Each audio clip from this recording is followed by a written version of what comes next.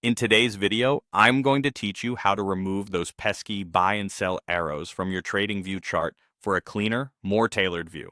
Sometimes when you're deep in analysis, these markers can clutter your chart, making it difficult to focus on what truly matters. So let's dive into the steps to make your TradingView experience a little bit more streamlined. First, let's start by navigating to your chart settings. To do this, you'll want to open the chart legend. You'll find this under the symbol name on your chart. Simply click on the arrow button, and it will reveal the legend.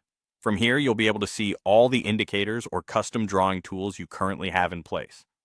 The reason we start here is because most of the time, these arrows are the result of either an indicator or a custom drawing tool that you've added. Next, locate the specific indicator or drawing tool that's displaying these buy and sell arrows.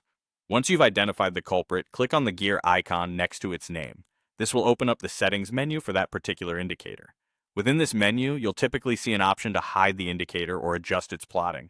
By doing this, you can remove those arrows completely, helping your chart to appear less busy. Now, if you happen to be using TradingView in conjunction with a platform that has an integrated brokerage, the process is slightly different. You'll need to adjust these settings from the main chart settings menu.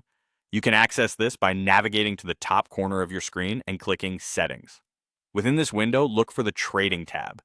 Clicking on this will reveal several options specifically related to trade executions. Inside the Trading tab, you'll see checkboxes for executions and execution labels and Show Buy Sell buttons. You'll want to uncheck these boxes.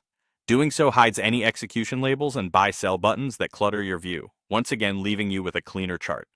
Lastly, if those arrows were created using Pine script, the solution involves a bit of coding. Locate the Pine editor at the bottom of your chart and click on it to open it up. This is where you can view and edit the script's code responsible for creating those arrows. You'll want to look for plot shape calls in your script.